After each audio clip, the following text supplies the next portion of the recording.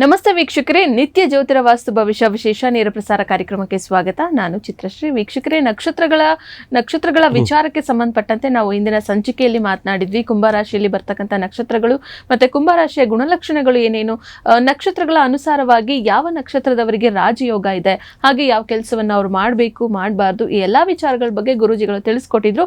ಅದರ ಮುಂದುವರಿದ ಭಾಗವಾಗಿ ಕೊನೆಯ ರಾಶಿ ಮೀನರಾಶಿಯಲ್ಲಿ ಬರ್ತಕ್ಕಂಥ ನಕ್ಷತ್ರಗಳು ಯಾವುದುದು, ಹಾಗೆ ಮೀನರಾಶಿಯವರ ವಿಶೇಷ ಗುಣಲಕ್ಷಣಗಳೇನು, ಅವರ ಒಂದಷ್ಟು ಸಕಾರಾತ್ಮಕ ನಕಾರಾತ್ಮಕ ಅಂಶಗಳು ಯಾವ ರೀತಿಯಾಗಿರುತ್ತೆ, ಇವತ್ತಿನ ಸಂಚಿಕೆಯಲ್ಲಿ ನೋಡ್ತಾ ಹೋಗೋಣ. ಮೊದಲನೇದಾಗಿ ಗುರೂಜಿಗಳನ್ನ ಸ್ವಾಗತಿಸ್ತಾ ಇದ್ದೀನಿ.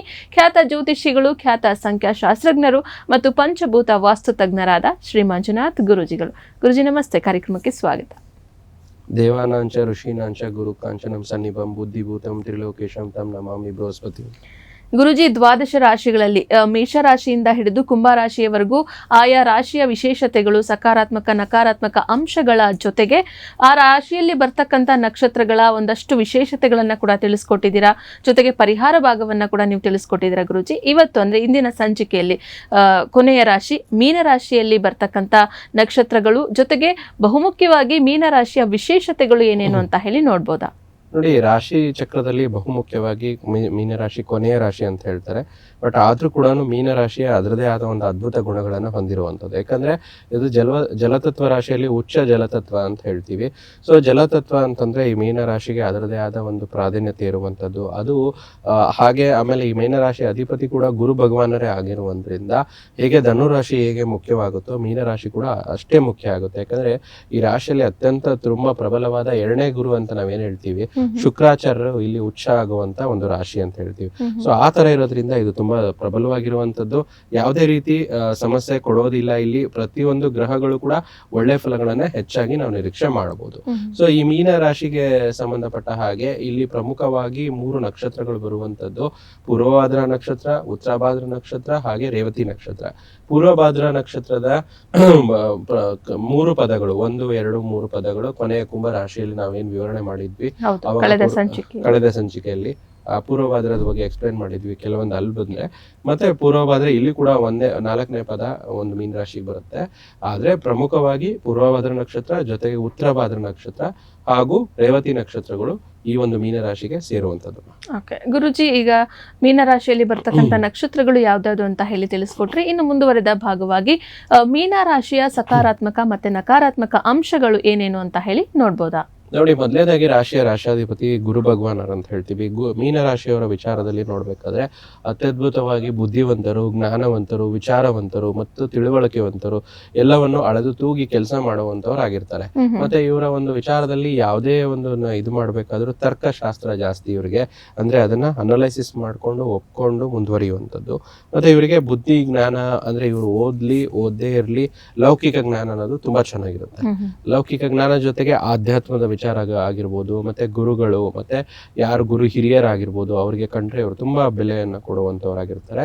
ಮತ್ತೆ ಈ ಮೀನರಾಶಿಯವರು ಸ್ವಲ್ಪ ಈ ತಗೊಂಡಿರುವ ಡಿಸಿಷನ್ಸ್ ಕೂಡ ತುಂಬಾ ಚೆನ್ನಾಗಿರುತ್ತೆ. ಆದ್ರೆ ಸಮ್ಟೈಮ್ಸ್ ಇವರಿಗೆ ಡೌಟ್ ಕೂಡ ಆಗುವಂಥದ್ದು. ಯಾಕಂದ್ರೆ ದ್ವಿಸ್ವಭಾವ ರಾಶಿ ಅಂತ ಹೇಳೋದ್ರಿಂದ ಈ ಒಂದು ತಗೊಂಡಿರೋ ಡಿಸಿಷನ್ಸ್ ಎಸ್ ನೋ ಅಂತ ಡೈಲಮಾ ಇರ್ಬೋದು, ಕನ್ಫ್ಯೂಷನ್ಸ್ ಇರ್ಬೋದು, ಸ್ವಲ್ಪ ಜಾಸ್ತಿ ಇರುತ್ತೆ ಮೀನರಾಶಿಯವರಿಗೆ ಸಂಬಂಧಪಟ್ಟಂಥದ್ದು.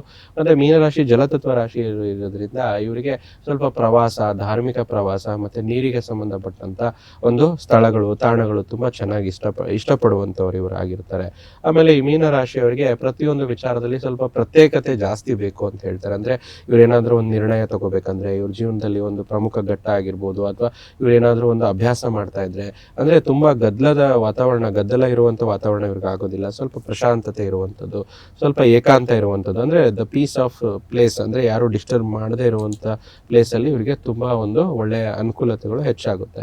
ಮತ್ತೆ ಮೀನರಾಶಿಯಲ್ಲಿ ಶುಕ್ರನು ಕೂಡ ಉಚ್ಚ ಆಗಿರೋದ್ರಿಂದ ಜ್ಞಾನಕ್ಕೆ ತುಂಬಾ ಬೆಲೆ ಕೊಡುವಂತವ್ರು, ಗುರು ಹಿರಿಯರಿಗೆ ಬೆಲೆ ಕೊಡುವಂತವ್ರು ಆಗಿರ್ತಾರೆ. ಆದ್ರೆ ಇವ್ರ ಲೈಫ್ ಅಲ್ಲಿ ಸ್ವಲ್ಪ ನೆಗೆಟಿವ್ ಅಂತ ನಾವು ತಗೋಬೇಕು. ಮೀನರಾಶಿಯವರಿಗೆ ಯಾವಾಗ್ಲೂ ಸ್ವಲ್ಪ ತ್ಯಾಗ ಮಾಡ್ಬೇಕಾಗಿ ಬರುವಂತದ್ದು. ಯಾಕಂದ್ರೆ 12ನೇ ಮನೆ ಅಂತಂದ್ರೆ ವ್ಯಯ ಭಾವ, ಅಂದ್ರೆ ಅವರು ಮಾಡಿರುವಂತ ವಿಚಾರದಲ್ಲಿ, ಅವ್ರು ಮಾಡಿರುವಂತ ಅಭ್ಯಾಸದಲ್ಲಿ ತ್ಯಾಗ ಮಾಡಬಹುದು, ಅಥವಾ ಅವ್ರ ಗುಣನಲ್ಲಿ ತ್ಯಾಗ ಮಾಡುವಂಥದ್ದು, ಸಂಬಂಧಗಳಲ್ಲಿ ತ್ಯಾಗ ಮಾಡುವಂಥದ್ದು ಜಾಸ್ತಿ.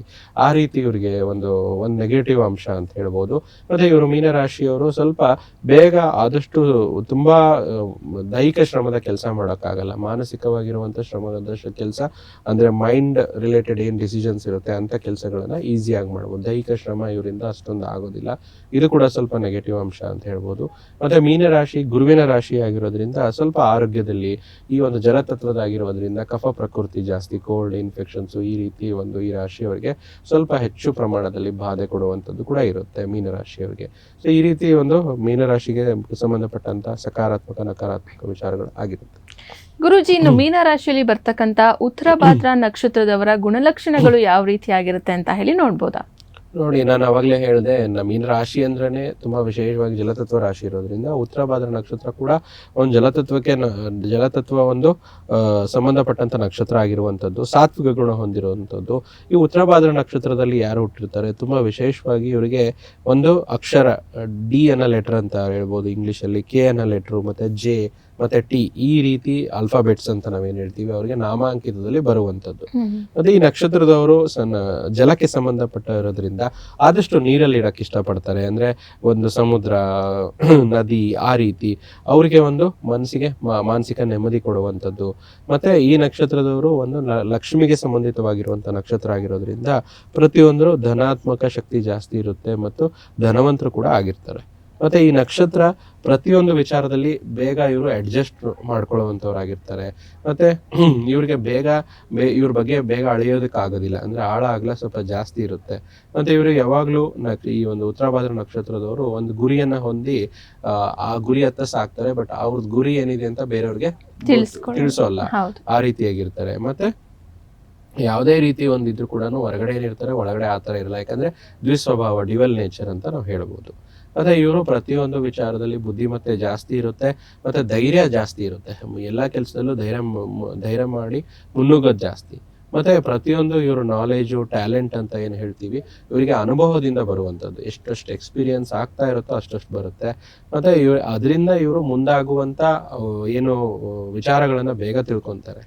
ಮತ್ತೆ ಇವರು ಸ್ವಭಾವತ ಉತ್ತರ ಭಾದ್ರ ನಕ್ಷತ್ರದವರು ಸ್ವಲ್ಪ ನಿಧಾನ, ಏನಂತ ಹೇಳ್ತೀವಿ ಶಾಂತ ಸ್ವಭಾವದವರಾಗಿರ್ತಾರೆ. ಮತ್ತೆ ಕರುಣೆ ಜಾಸ್ತಿ ಇವರಲ್ಲಿ, ಪ್ರತಿಯೊಂದು ವಿಚಾರದಲ್ಲಿ ಮರುಗೋದು ಜಾಸ್ತಿ, ಕರುಣೆ ಜಾಸ್ತಿ ಆಗಿರ್ತಾರೆ. ಮತ್ತೆ ಇವರು ಒಬ್ಬ ಒಳ್ಳೆಯ ಸಲಹೆಗಾರರು, ಮತ್ತೆ ಒಳ್ಳೆಯ ಕೌನ್ಸಿಲರ್ ಕೂಡ ಅಂತ ಹೇಳ್ಬೋದು. ಯಾಕಂದ್ರೆ ಅಷ್ಟೊಂದು ಬ್ರಹ್ಮಾಂಡ ಜ್ಞಾನ ಇರೋದ್ರಿಂದ ಇವರಲ್ಲಿ ಎಲ್ಲಾ ರೀತಿ ಮಾಹಿತಿ, ಇಟ್ ಇಸ್ ಲೈಕ್ ಏನಂತ ಹೇಳ್ತೀವಿ ಲೈಬ್ರರಿ ತರ ಎಲ್ಲಾ ಮಾಹಿತಿ ಇವರು ಮೈಂಡ್ ಅಲ್ಲಿ ಇರುತ್ತೆ. ಸೊ ಹಿಂಗಾಗಿ ಇವರು ಒಳ್ಳೆಯ ಸಲಹೆನೂ ಕೊಡ್ತಾರೆ, ಮತ್ತೆ ಒಳ್ಳೆಯ ಕೌನ್ಸಿಲರ್ ಕೂಡ ಆಗ್ಬೋದು. ಮತ್ತೆ ಪ್ರತಿಯೊಂದು ವಿಚಾರದಲ್ಲಿ ಇವರು ಸ್ವಲ್ಪ ಆರ್ಗ್ಯುಮೆಂಟೇಶನ್ ಜಾಸ್ತಿ ಆಗುತ್ತೆ, ಅಂದ್ರೆ ತರ್ಕ ಜಾಸ್ತಿ ಯಾವುದೇ ವಿಚಾರದಲ್ಲಿ. ಯಾಕಂದ್ರೆ ಇವ್ರಿಗೆ ನಾಲೆಜ್ ಇರೋದ್ರಿಂದ ಬೇಗ ಒಪ್ಕೊಳಕ್ ಆಗಲ್ಲ. ಆದ್ರೆ ಪ್ರತಿಯೊಂದು ವಿಚಾರದಲ್ಲಿ ಎಲ್ಲವನ್ನು ತಗೊಂಡು ಮುನ್ನುಗ್ಗೋದು ಲೈಫಲ್ಲಿ ಜಾಸ್ತಿ ಇರುತ್ತೆ. ಮತ್ತೆ ದೇವರ ಏನು ಸೃಷ್ಟಿ ಏನಿದೆ ಅದ್ರ ವಿಚಾರದಲ್ಲಿ ಇವರು ತುಂಬಾ ನಂಬಿಕೆಯನ್ನು ಇಟ್ಕೊಂಡಿರ್ತಾರೆ. ಈ ಭಗವಂತ, ಮತ್ತೆ ಪ್ರಕೃತಿ, ಮತ್ತೆ ಪ್ರಕೃತಿಯಲ್ಲಿರುವಂತ ವಿಶೇಷವಾದ ವಸ್ತುಗಳು, ಪ್ರಾಣಿ ಪಕ್ಷಿಗಳ ಬಗ್ಗೆ ದೈವತ್ವದ ರಿಸರ್ಚ್ ಕೂಡ ಇರುತ್ತೆ. ಮತ್ತೆ ಅದ್ರ ಬಗ್ಗೆ ವಿಶೇಷ ಗೌರವ ಕೂಡ ಇರುತ್ತೆ. ಮತ್ತೆ ಮುಖಚೈರ್ಯ ನೋಡಿದ್ರು ಕೂಡ ತುಂಬಾ ಶಾಂತವಾಗಿ, ಕೂಲ್, ಕಾಮ್ ಆಗಿ ಕಾಣಿಸ್ಕೊಳ್ಳುವಂಥವ್ರು ಜಾಸ್ತಿ. ಮತ್ತೆ ಅಗಲವಾದ ಏನಂತ ಹೇಳ್ತೀವಿ ಅಂದ್ರೆ ಶೋಲ್ಡರ್ಸ್ ಅಂತ ನಾವೇನ್ ತಗೊಂತೀವಿ, ಅಗಲವಾಗಿರುತ್ತೆ. ಮತ್ತೆ ಇವರು ಪ್ರತಿಯೊಂದು ವಿಚಾರದಲ್ಲಿ ಸ್ವಲ್ಪ ಬೆಳೀತಾ ಏನಾಗುತ್ತೆ, ಇವರ ದೈಹಿಕ ತೂಕ ಜಾಸ್ತಿ ಆಗುತ್ತೆ. ಮತ್ತೆ ಇವರು ಡಿಸಿಷನ್ಸ್ ತಗೋಬೇಕಾದ್ರೆ ಯಾವುದೇ ವಿಚಾರದಲ್ಲಿ ಯೋಚನೆ ಮಾಡದಿರ ತಗೊಳ್ಳೋದೇ ಇಲ್ಲ. ಅಂದ್ರೆ ಈ ಪರ್ಟಿಕ್ಯುಲರ್ ಉತ್ತರ ಭಾದ್ರ ನಕ್ಷತ್ರದವ್ರು ಏನಂತಾರೆ ತುಂಬಾ ಟೈಮ್ ತಗೊಂತಾರೆ ಡಿಸಿಷನ್ ತಗೊಳ್ಳೋದಕ್ಕೆ, ಯೋಚನೆ ಮಾಡೋದಕ್ಕೆ, ಆಮೇಲೆ ಡಿಸಿಷನ್ ತಗೊಳ್ಳೋವಂಥದ್ದು. ಯಾಕಂದ್ರೆ ಇದರ ರಾಷ್ಟ್ರಾಧಿಪತಿನೇ ಶನೇಶ್ವರ ಗ್ರಹ ಅಂತ ಹೇಳ್ತೀವಿ ಉತ್ತರ ಭಾದ್ರ. ಸೊ ಆ ವಿಚಾರದಲ್ಲಿ ಇವರಿಗೆ ಸ್ವಲ್ಪ ನಿಧಾನ ಆಗುತ್ತೆ ಅಂತ.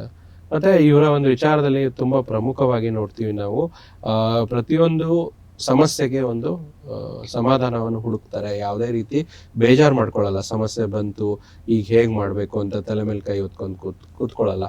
ಪ್ರತಿಯೊಂದು ವಿಚಾರದಲ್ಲಿ ಇದ್ ಮಾಡ್ಬೇಕು. ಆಮೇಲೆ ಇವ್ರಿಗೆ ಏನಂತಂದ್ರೆ ಸ್ವಲ್ಪ ನೆಗೆಟಿವ್ ಕರ್ಮ, ಪ್ರತಿಯೊಂದು ವಿಚಾರದಲ್ಲಿ ಯಾವುದನ್ನು ಸುಮ್ನೆ ಬಗೆಹರ್ಸಕ್ಕಾಗಲ್ಲ. ಇವ್ರು ಮಾತಾಡ್ಲೇಬೇಕು, ಸಮಸ್ಯೆ ಬಗೆಹರಿಸಲೇಬೇಕು. ಮಾತಾಡದೇ ಇರೋಂಗೆ ಸಮಸ್ಯೆ ಬಗೆಹರಿಯೋದಿಲ್ಲ. ಅದೊಂದು ಸ್ವಲ್ಪ ಸಮಸ್ಯೆ ಕೊಡಬಹುದು. ಸಾಮಾನ್ಯವಾಗಿ ಈ ವಿಚಾರವಾಗಿ ಏನಂತಂದ್ರೆ ಈ ಚಿತ್ರಗಾರರಾಗಿರ್ಬೋದು, ಫಿಲಿಂ ಮೇಕಿಂಗು, ಮತ್ತೆ ಈ ಇದ್ರ ವಿಚಾರದಲ್ಲಿ ಅಂದ್ರೆ ಡೈರೆಕ್ಷನ್ ವಿಚಾರದಲ್ಲಿ ಇವರು ತುಂಬಾ ಚೆನ್ನಾಗಿ ಮಾಡ್ಕೊಡ್ತಾರೆ. ಮತ್ತೆ ಇವರು ಆಧ್ಯಾತ್ಮಿಕ ಗುರುಗಳು, ಆಧ್ಯಾತ್ಮಿಕ ಸಂಬಂಧಪಟ್ಟಂತ ಏನ್ ಸ್ಪಿರಿಚುವಲ್ ಪ್ರಾಕ್ಟೀಸಸ್ ಇರುತ್ತೋ ಅದನ್ನ ಇವ್ರು ಚೆನ್ನಾಗಿ ಮಾಡ್ಕೊಂಡು ಹೋಗ್ತಾರೆ. ಉದಾಹರಣೆಗೆ ಈ ಕುಂಡಲಿನಿ ಜಾಗರಣೆ ಮಾಡುವಂಥದ್ದು ಮತ್ತೆ ದೇವಿಯ ಆವಾಹನೆ ಮಾಡುವಂಥದ್ದು, ಈ ಒಂದು ದೈವಕ್ಕೆ ಸಂಬಂಧಪಟ್ಟಂತ ಸೇವೆಗಳು ಮಾಡೋದ್ರಲ್ಲಿ ತುಂಬಾ ನಿಪುಣರಾಗಿರ್ತಾರೆ. ಮತ್ತೆ ಇವರು ಪ್ರತಿಯೊಂದು ವಿಚಾರದಲ್ಲಿ ಭೂಮಿಯಲ್ಲಿ ಇರುವಂತ ಎಲ್ಲ ಸರ್ವಶಕ್ತಿಗಳನ್ನ ವಶಪಡಿಸ್ಕೋಬೇಕು, ಅಂದ್ರೆ ಧನಾತ್ಮಕವಾಗಿ ಒಂದು ಅನುಷ್ಠಾನ ಮಾಡ್ಕೋಬೇಕು, ಒಂದು ಶಕ್ತಿನ ವಶಪಡಿಸ್ಕೋಬೇಕು ಅಂತ ಒಂದು ಉತ್ತರ ಭಾದ್ರ ನಕ್ಷತ್ರದವ್ರಿಗೆ ತುಂಬಾ ಚೆನ್ನಾಗಿರುತ್ತೆ. ಮತ್ತೆ ಈ ಒಂದು ಇಷ್ಟೆಲ್ಲ ಚೆನ್ನಾಗಿ ಬ್ರಹ್ಮಾಂಡ ಜ್ಞಾನ ಇದ್ದಾಗ ಯಾವತ್ತೂ ನಿಮ್ಗೆ ಅನ್ನದ ಕೊರತೆ ಇರಲ್ಲ, ಆ ವಿಚಾರದಲ್ಲಿ ಹಣದ ಕೊರತೆ ನಿಮಗೆ ಬರೋದಿಲ್ಲ. ಇದು ತುಂಬಾ ಒಳ್ಳೆಯ ವಿಚಾರ. ಅದಕ್ಕೆ ಒಂದು ಹಣಕಾಸಿನ ವಿಚಾರದಲ್ಲಿ ಇವರು ಸ್ವಲ್ಪ ಲಕ್ಕಿ ಅಂತ ಹೇಳ್ಬೋದು. ಯಾವುದೇ ವಿಚಾರದಲ್ಲಿ ಕೊರತೆ ಬರೋದಿಲ್ಲ. ಆದ್ರೆ ಸ್ವಲ್ಪ ಖರ್ಚು ಮಾಡೋದ್ರಲ್ಲಿ ಮತ್ತೆ ಪಡೆಯೋದ್ರಲ್ಲಿ ಸ್ವಲ್ಪ ನಿಧಾನತೆ, ಒಂದು ತುಂಬಾ ಬಂದ್ರೆ ತುಂಬಾ ಖರ್ಚು ಮಾಡುವಂತವರಾಗಿರ್ತಾರೆ. ಅದಕ್ಕೆ ಮೇಕ್ ಸ್ಲೋ ಥಿಂಗ್ಸ್ ಅಂತ ಹೇಳ್ತೀವಿ. ಈ ರೀತಿ ಸಕಾರಾತ್ಮಕ ಅಂಶಗಳಾದ್ರೆ, ನಕಾರಾತ್ಮಕ ಅಂಶ ಅಂತಂದ್ರೆ ಏನಾಗುತ್ತೆ, ಪ್ರತಿಯೊಂದು ವಿಚಾರದಲ್ಲಿ ಸ್ವಲ್ಪ ನಾಚಿಕೆ ಸ್ವಭಾವ ಜಾಸ್ತಿ ಇರುತ್ತೆ, ಮತ್ತೆ ಹಠ ಜಾಸ್ತಿ. ಯಾವ್ದಾರ ಒಂದು ಡಿಸಿಷನ್ ತಗೊಂಡ್ರೆ ಬೇಗ ಅದನ್ನ ತಿದ್ಕೊಳ್ಳೋದಿಲ್ಲ, ಸಮಸ್ಯೆನ ಹಂಗೆ ಮುಂದುವರಿಸ್ತಾರೆ. ಆ ರೀತಿ ಹಠದ ಸ್ವಭಾವ ಇವ್ರದ್ದಾಗಿರುತ್ತೆ. ಈ ರೀತಿ ಒಂದು ನಕಾರಾತ್ಮಕ ಅಂಶ ಕೂಡ ಮೀನರಾಶಿ ಉತ್ತರ ಭಾದ್ರ ನಕ್ಷತ್ರದವ್ರದ್ದು ಆಗಿರುವಂಥದ್ದು. ಗುರುಜಿ, ಉತ್ತರ ಭಾದ್ರ ನಕ್ಷತ್ರದವರಿಗೆ ಭವಿಷ್ಯದಲ್ಲಿ ಏನಾದ್ರೂ ಸಮಸ್ಯೆ ಎದುರಾಯಿತು ಅಂದ್ರೆ ಏನ್ ಪರಿಹಾರವನ್ನ ಅವರು ತುಂಬಾ ಸುಲಭವಾಗಿ ಮಾಡ್ಕೊಳ್ಬಹುದು ಗುರುಜಿ? ನೋಡಿ, ತುಂಬಾ ವಿಶೇಷವಾಗಿ ಉತ್ತರ ಭಾದ್ರ ನಕ್ಷತ್ರಾಧಿಪತಿ ಶನೇಶ್ವರ ಗ್ರಹ, ತುಂಬಾ ವಿಶೇಷ ಶನೇಶ್ವರನ ಅನುಗ್ರಹ ಇರುವಂತದ್ದು. ಪ್ರತಿ ಶನಿವಾರ ಶನಿ ಮಹಾತ್ಮನ ದೇವಸ್ಥಾನಕ್ಕೆ ಹೋಗಿ ಎಳ್ಳೆಣ್ಣೆ ಕೊಟ್ಟು ಶನಿ ಚಾಲಿಸ ಹೇಳುವಂಥದ್ದು. ಮತ್ತೆ ಮೂಲ ಕ್ಷೇತ್ರ ತಿರುನೆಲ್ಲಾರ್ ತಮಿಳುನಾಡಲ್ಲಿ ಇರುವಂಥದ್ದು ಶನೇಶ್ವರನ ಸಂಬಂಧಪಟ್ಟಂಥದ್ದು. ಅಲ್ಲಿ ಕ್ಷೇತ್ರದಲ್ಲಿ ಹೋಗಿ ದರ್ಶನ ಮಾಡಿಕೊಂಡು ಒಂದು ಕೈಲಾದಷ್ಟು ಸೇವೆ ಆ ದೇವಸ್ಥಾನಕ್ಕೆ ಸಂಬಂಧಪಟ್ಟಂತ ಮಾಡುವಂಥದ್ದು. ಮತ್ತೆ ಶನಿ ಅಂದ್ರೇನೆ ಕರ್ಮಸ್ಥಾನ. ಸೊ ಕರ್ಮದ ವಿಚಾರದಲ್ಲಿ ಅಂದ್ರೆ ಕರ್ಮ ಅಂದ್ರೆ ಒಂದು ಬ್ರಾಡರ್ ಆಂಗಲ್ ಅಲ್ಲಿ ತಗೋಬೇಕಂದ್ರೆ, ಅವ್ರು ಸ್ಟೂಡೆಂಟ್ ಆಗಿದ್ರೆ ಓದುವಂಥದ್ದು, ಒಳ್ಳೆ ಮಾರ್ಕ್ಸ್ ತೆಗಿಯುವಂಥದ್ದು ಒಂದು ಕರ್ಮ. ಒಬ್ಬ ಉದ್ಯೋಗಿ ಆಗಿದ್ರೆ ಒಳ್ಳೆ ಕೆಲಸ ಮಾಡುವಂಥದ್ದು, ವ್ಯಾಪಾರಸ್ಥರಾಗಿದ್ರೆ ವ್ಯಾಪಾರದಲ್ಲಿ ನ್ಯಾಯಯುತವಾಗಿ ಆನೆಸ್ಟಿನೆಸ್ ಇಟ್ಕೊಂಡು ಮಾಡುವಂಥದ್ದು. ಅದರ ಬಗ್ಗೆ ಸ್ವಲ್ಪ ಕರ್ಮದ ಬಗ್ಗೆ ಎಚ್ಚರಿಕೆ ಇರಬೇಕು, ಯಾವುದೇ ರೀತಿ ಮೋಸ ಮಾಡಬಾರ್ದು. ಸೊ ಅದರ ಬಗ್ಗೆ ಗಮನ ಹರಿಸಬೇಕು. ಮತ್ತೆ ಶನಿ ಕ್ಷೇತ್ರಗಳನ್ನ ಶನಿವಾರ ಮತ್ತೆ ಇಲ್ಲಿ ನಮ್ಮ ಉತ್ತರ ಭಾರತಕ್ಕೆ ಸಂಬಂಧಪಟ್ಟಂಥದ್ದು ಶಿರಡಿ ಹತ್ರ ಶನಿ ಶಗಣಾಪುರ ಅಂತ ಮೂಲ ಗ್ರಾಮ, ಶನೇಶ್ವರನ ಮೂಲ ವಿಗ್ರಹ, ಒಂದು ಬಂಡೆಯ ಯಾವುದೇ ವಿಗ್ರಹಕ್ಕೆ ಆಕಾರನೇ ಇಲ್ಲ, ಆ ಬಂಡೆಯನ್ನ ಇಟ್ಟು ಪೂಜೆ ಮಾಡುವಂತ ವಿಶೇಷ ಕ್ಷೇತ್ರ ಶನಿ ಶಗಣಾಪುರ ಅಂತದ್ದು ಉತ್ತರ ಭಾರತದಲ್ಲಿ, ಅಂದ್ರೆ ನಮ್ಮ ಮಹಾರಾಷ್ಟ್ರದಲ್ಲಿ ಬರುವಂಥದ್ದು. ಮತ್ತೆ ನಮ್ಮ ದಕ್ಷಿಣದಲ್ಲಿ ತಿರುನೆಲ್ಲಾರ್ ಕ್ಷೇತ್ರ, ತಮಿಳುನಾಡು ರಾಜ್ಯದಲ್ಲಿ ಬರುವಂಥದ್ದು. ಆ ವರ್ಷಕ್ಕೊಂದ್ಸತಿ ಅಲ್ಲಿ ಇದನ್ನ ಮಾಡ್ಕೊಂಡು ಬಂದ್ರೆ ಇವರಿಗೆ ಒಂದು ಎನರ್ಜೈಸ್, ಅಲ್ಲಿ ಹೋಗಿ ಒಂದು ಕಾಣಿಕೆ ಕೊಟ್ಟು ಹರಕೆ ಏನಾದ್ರು ಸಲ್ಲಿಸಿ ತಮ್ಮ ಕೈಲಾದಷ್ಟು ಸೇವೆ ಮಾಡ್ಕೊಂಡ್ ಬಂದ್ರೆ ಒಂದು ಎನರ್ಜೈಸ್ ಮಾಡ್ದಂಗೆ. ಶನಿವಾರ ನಿಮ್ಮ ಮನೆ ಹತ್ರ ಇರುವಂತ ಶನೇಶ್ವರ ಸ್ವಾಮಿ, ನಿಮ್ಮ ಮನೆ ಹತ್ರ ಶನೇಶ್ವರ ಸ್ವಾಮಿ ಇಲ್ಲ ಅಂತಂದ್ರೆ ಬಹುಮುಖ್ಯವಾಗಿ ನವಗ್ರಹ ದೇವಸ್ಥಾನದಲ್ಲಿ ಶನಿ ಭಗವಾನರ ಮುಂದೆ ಎಳ್ಳೆಣ್ಣೆ 1/4 ಲೀಟರ್ 1/2 ಲೀಟರ್ ಎಳ್ಳೆಣ್ಣೆ ಕೊಟ್ಟುವಂಥದ್ದು. ಮತ್ತೆ ಈ ಮೂಲ ನಕ್ಷತ್ರದ ಮಂತ್ರ, ಮೂಲ ರಾಶಿಯ ಮಂತ್ರ ಅಥವಾ ಮೂಲ ಶನೇಶ್ವರನ ಮಂತ್ರ ಒಂದು ಜಪ ಮಾಡೋದ್ರಿಂದ ಕೂಡ ಇದು ಹೆಚ್ಚು ಏನಾದ್ರೂ ನೆಗೆಟಿವಿಟಿ ಇದ್ರೂ ಕೂಡ ಸಕಾರಾತ್ಮಕ ಅಂಶಗಳನ್ನ ಅದರಿಂದ ಪಡ್ಕೋಬಹುದು. ನೋಡಿದ್ರಲ್ಲ ವೀಕ್ಷಕರೇ, ಮೀನರಾಶಿಯಲ್ಲಿ ಬರ್ತಕ್ಕಂಥ ಉತ್ತರ ಭಾದ್ರ ನಕ್ಷತ್ರದವರು ಏನ್ ಪರಿಹಾರ ಮಾಡ್ಕೊಳ್ಬೇಕು ಅಂತ ಹೇಳಿ ಗುರುಜಿಗಳು ತಿಳಿಸಿದ್ದಾರೆ. ಖಂಡಿತ ಮಾಡ್ಕೊಳ್ಳಿ, ಒಳ್ಳೇದಾಗ್ಲಿ. ಗುರುಜಿ ಇಷ್ಟೊತ್ತು ಕೂಡ ನಮ್ಮ ಜೊತೆ ಇದ್ದು ಮೀನರಾಶಿಯ ವಿಚಾರಕ್ಕೆ ಸಂಬಂಧಪಟ್ಟಂತೆ ಅನೇಕ ಮಾಹಿತಿಗಳನ್ನ ನೀಡೋದ್ರ ಜೊತೆಗೆ ಮೀನರಾಶಿಯಲ್ಲಿ ಬರ್ತಕ್ಕಂಥ ಉತ್ತರ ಭಾದ್ರ ನಕ್ಷತ್ರದವರ ವಿಶೇಷ ಗುಣಲಕ್ಷಣಗಳು, ಸಕಾರಾತ್ಮಕ ನಕಾರಾತ್ಮಕ ಅಂಶಗಳನ್ನ ನಮ್ಮ ವೀಕ್ಷಕರಿಗೆ ಸಹ ತಿಳಿಸ್ಕೊಟ್ಟಿದ್ದಾರೆ. ಗುರುಜಿ, ಧನ್ಯವಾದಗಳು. ಸರ್ವೇ ಜನೋ ಸುಖಿನೋ ಭವಂತು, ಸಮಸ್ತ ಸನ್ಮಂಗಳಾನಿ ಭವಂತು. ವೀಕ್ಷಕರೇ, ಈ ಒಂದು ಕಾರ್ಯಕ್ರಮವನ್ನು ಇಲ್ಲಿಗೆ ಮುಗಿಸ್ತಾ ಇದ್ದೀವಿ. ಮುಂದಿನ ಸಂಚಿಕೆಯಲ್ಲಿ ಭೇಟಿಯಾಗೋಣ. ನೋಡ್ತಾ ಇರಿ ಪ್ರಗತಿ ಟಿವಿ, ಇದು ನಿಮ್ಮಿಂದ ನಿಮಗಾಗಿ.